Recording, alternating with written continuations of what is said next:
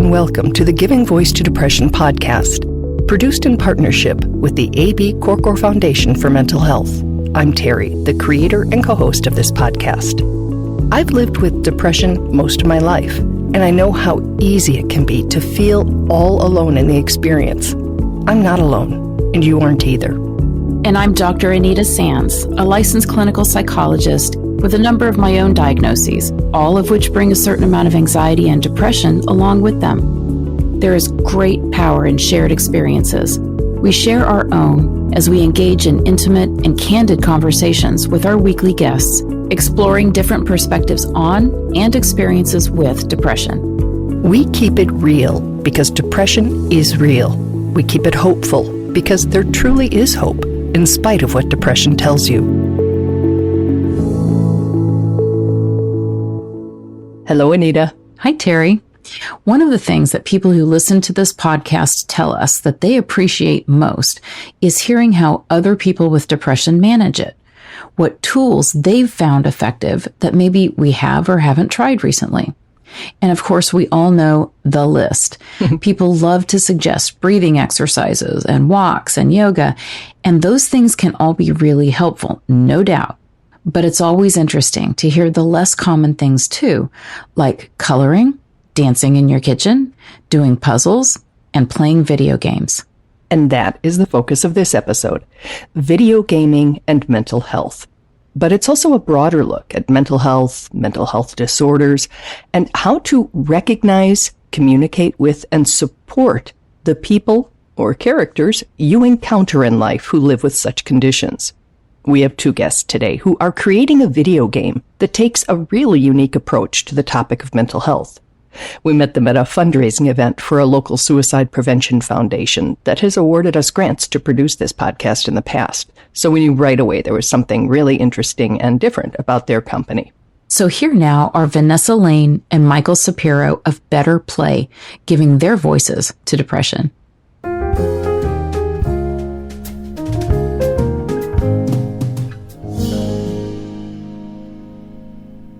I'm very curious to hear why you are doing this, how you're doing this.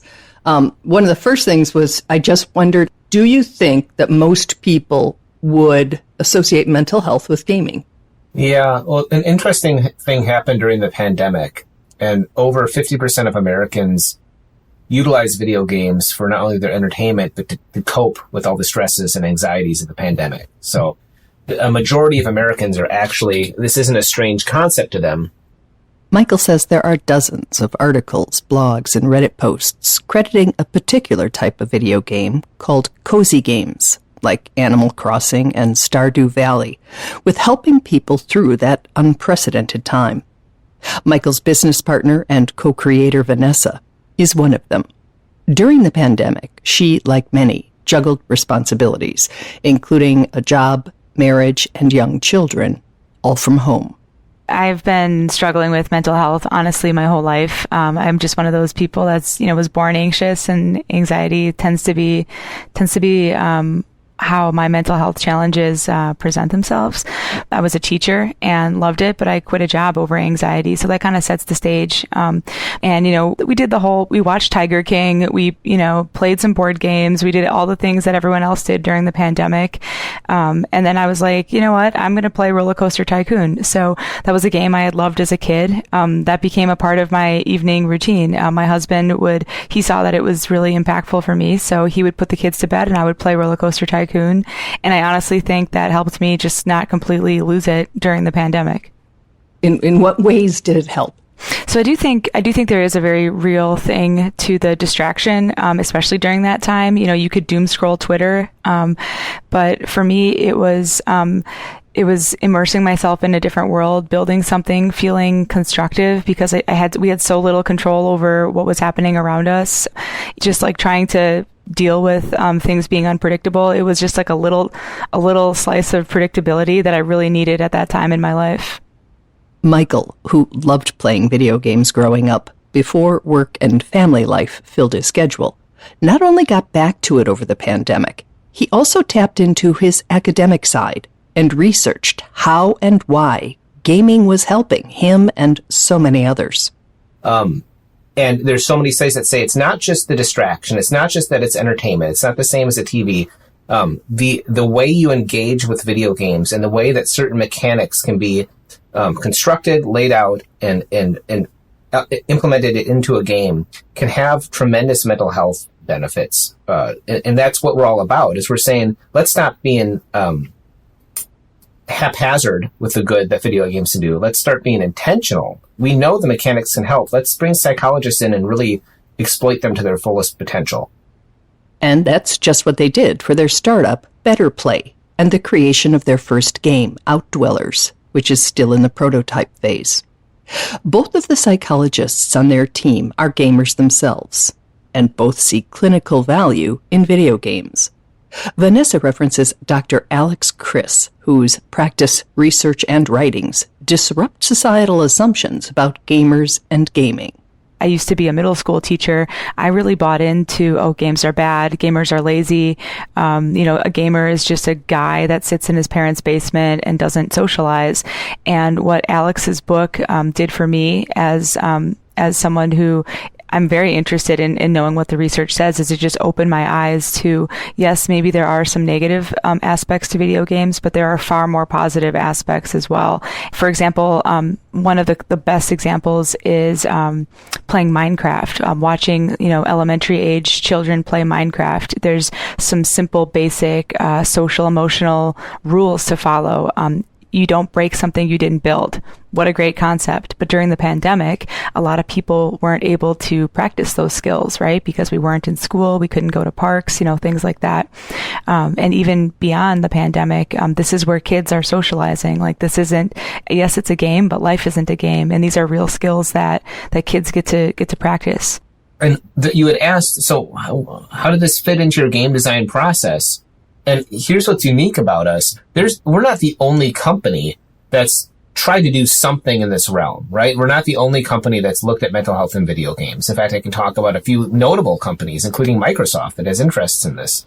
But we're the only company that I can tell that brings psychologists in at the very onset of all your pre-production. Michael says usually when psychologists are brought into game development, it's to help pepper psychological concepts into entertainment, or to gamify a mental health technique, kind of like a breathing app or something. Their games development required professional input with concepts, mechanics, and even dialogue. So if one plays that game, what experience? What's different about that experience? And would I be aware that I'm doing anything that's good for my mental health? The concept behind our game, and first of all, it fits in the genre that we referenced before, that cozy genre of video games, which is where people already go to for the mental health needs. We have statistics on this, and it's a genre that's blowing up and gaining in popularity year over year. So some of the hallmarks of that genre, which are in our game, are life simulation elements, deep storylines, connections. Farming is a familiar element in the genre too, though not in Outdwellers. But the difference is, the story from our game is that this woman lives in the city, very busy professional life. She gets burnt out. And in this world, it's a little bit different. It's kind of like the American 1990s, but it's a little different. It's fictionalized, right? And so everyone lives in the city. So she made this brave choice to go into a cabin that's been in her family for years. And she meets this new community of people that live in the woods called the Outdwellers. And as she meets them, she discovers that everyone's dealing with something. She's dealing with something. They're dealing with something. And the game itself, through interaction and dialogue choices and getting to know people and clues and gifting and relationship building, you learn how to interact with people of all sorts of mental health struggles. And you walk your way like kind of around this world, and you engage with the different characters. Now, some of the characters, one person, for example, deals with a narcissistic personality, and so you actually interact with him, and you have these different responses. Like, do you want to affirm what this person's saying? Do you want to have a passive response? Do you want to put up a boundary? There's one character who is is a caregiver and suffering from caregiver's fatigue and depression associated with that in the game. And so you have to learn how to help her during that time. And there's also another woman dealing with trauma from a relationship, from infidelity in a marriage, and figuring that out. And it all sounds very dour and serious, but it's wrapped up in gameplay. It's wrapped up in really interesting and actually quirky, deep characterization and storylines that you get into with these characters. So you do have some choices. You do have some agency in this game, but you're able to make your own choices and kind of find your own way throughout this particular game. And you learn really how can you relate to them? What should you say? What's the best way of relating to them, and then identifying things in yourself and helping them. And that's really the concept of the game. So it builds empathy, it builds awareness, and these are something that's lacking in our society today. Is that ability to have empathy and intuit, is someone else going through a struggle, and how can I help them? How can I recognize that in myself too? With our limited time, we're not able or even qualified to do a deep dive into issues like violence in video games, which these developers are intentionally avoiding, or the range of behaviors in online gaming communities. Our focus in this episode is solely on the welcome embrace and informed exploration of mental health conditions in another potentially wide-reaching medium. Well, one thing that I think might actually start shifting the needle on video games is actually the amount of people who grew up playing video games they're getting older. So we know that 38% of senior citizens are playing video games, and so I even think about my own dad, who's in his mid 60s, who was like a Madden guy, but like he had a Super Nintendo. Like that's how I got into video games, and then we had a Nintendo 64, and then the PlayStation, and then that kind of evolved. And I think that we are in the middle of seeing the attitude, I think, collectively shift toward video games, especially with Gen Z. So many of them game, and they play a lot of different kinds of games. Like they're not just playing video games; they're playing tabletop games, and they're very social creatures. I mean, like we all are, but especially Gen Z. I think it's going to be really interesting to watch these trends and watch how people engage and the role that gaming has in that. And the shift in attitude, not just toward gaming, but stigma, mental health conditions, and the need to not see those of us with diagnoses as other, but as fellow players in the game of life, all of whom are dealing with something. The main thing is that we've heard from so many people, we've had so many discussions with different mental health care providers and even people that work with children, as that was something we were thinking about focusing on more early on in our business, that there's just a lack of empathy. There's a lack of people don't know how to relate. Everyone struggles with something, right? But you don't know how to recognize it, sometimes in yourself, but oftentimes in others. And when you do, you don't know what to do, right? And really it's that care of, person to person, interpersonal care that's so important. And it is the secret to really addressing the mental health. It is that breaking that isolation. So, our game helps move that forward, in addition to exploiting some of the same mechanics that help you, that are cozy game mechanics that people go to already, but there's an extra layer of thoughtfulness in how we design the game.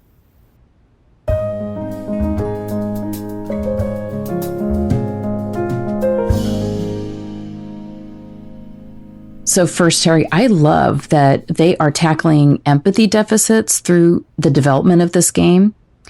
And I also really love what you said in one of the breaks, that we are all just fellow players in the game of life. That was beautiful. And I just think back, we've done so much on this podcast to help people who are just not that familiar with the experience of depression, and trying to teach them and help them understand what to do and say and what to not do and say, right, in order to relate better to somebody who's living with depression, whose experience of this game of life, or at least a portion of it, is just different from their own experience. And so what I really think is cool about using a game to teach empathy and how to relate better with others is that, IRL, in real life, we might be a little hesitant to practice with others. Interesting. The things that even we're being taught what to say or do, because we might worry we're looking foolish or that we might offend, or we're going to do it wrong. So I love the idea that in a game, you can practice, like setting a boundary with a narcissist, or supporting somebody who's depressed or feeling suicidal. And you could learn it virtually and then, do that practice and then do it in real life, maybe with more confidence. Mm-hmm. And so I just think this could be a really safe and fun way for people to get those skill sets that they feel like they don't have. How do I accept somebody who's so different from me? How can I empathize? How can I be compassionate? How can I effectively be there, to support them? Really nice. Do you have, every time I ask you about your clients, I hesitate a little bit because I never mean to cross any line, but do you have clients who use gaming as a mental health management tool? Oh, absolutely. And some of the things that they were talking about that during the pandemic, let's see, they said Stardew Valley and Animal Crossing were so popular. Mm-hmm. The cozy games. Yes, the cozy games. I had many clients who were playing those during that time. And on the recommendation of a client, I started trying to play Stardew Valley. But unfortunately, I don't know. It might just be that game. It might be just the way that I'm not a very good gamer. But my poor little person in this game kept waking up in somebody's backyard or garden in the morning after being lost all night. So I gave up. I felt so I had so much empathy for my poor avatar. I just said, I can't do this anymore to him. Anyway, I did have a lot of clients who were playing those games. And I think we all had to, during the pandemic, we all had to sort of change the way that we thought about, how people used everything from gaming to social media to, binge watching, shows and things like that. Things that maybe when, life was sort of normal, we would have said, why are you wasting all this time doing this? Mm-hmm. But then all of a sudden life became not normal for everybody. Yep. And then some of those things that people who are dealing with, depression or isolation and things like that, things that have been helpful for them for a long time suddenly became helpful to a lot more people. Interesting. I don't mean for us to seem like we're avoiding an elephant in the room or being naive about gaming addictions, about violence in games and all those things. Mm-hmm. I think it's fair to just make that not the focus of this episode. And we can link to some research, and anybody can Google it too if they're interested. But, those are real things, and we're not pretending they're not. We're just talking about a really interesting approach and another way to have a conversation in an actual game and then in the real world too, because you can say, hey, I learned about anxiety, I learned about depression, I learned about bipolar disorder playing this game. Do you have these symptoms? Because I think it's awesome that they actually dialed in mental health specialists in the development of this. I'm really appreciative. Yes, I'm very appreciative that they did that. And listen, people have been using simulations, pilots and other people who are in some pretty tough, tricky situations to help them gain competence and confidence before they go out, and actually, land this plane or do this particular maneuver. So I really like the idea that we can bring this to improving all kinds of skill sets. I think this is a wonderful way to think about using video games. Nice. Thank you very much. Mm-hmm. And thank you to Vanessa and Michael for sharing their story with us. And we hope that this game becomes available for people to play and learn from.